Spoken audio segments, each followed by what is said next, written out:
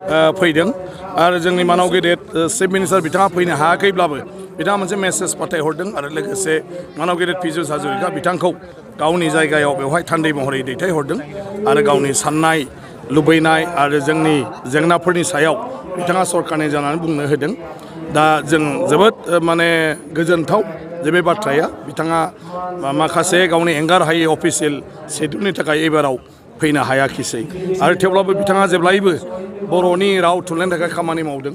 दिनै बर' रावखौ official language बिथाङानो नटिफिकेसन लानानै खालामदों, बिथाङानो एसेम्ब्लियाव दिनै मावफुंहोदों, बिथाङानो दिनैहाय आसाम इनस्टिटिउट स्टाफ कलेजाव बर' रावखौ माने अफिसारफोरनो फोरोंदों आरो मा गतिके बिथांखौ आं जेब्लायबो बर' रायजो जानानै साबायखर बावदों। हाबाफारिया जोबाखै जिथु मोनसे दंबावो हारिमु बिलिफां बे बिथिंनि ना हारिमुनि मोनाबिलियाथ' रंजाबाय थागोन, बयबो फैगोन, बेयाव मोजां प्रग्राम गोबां आर्टिस्टफोरखौ हांख्रायहरनाय जादों। मिजिं थियो बयबो सफैगोन, नाथाय समा थोगोन ना थोआ बेसो गिदिर बाथ्रा।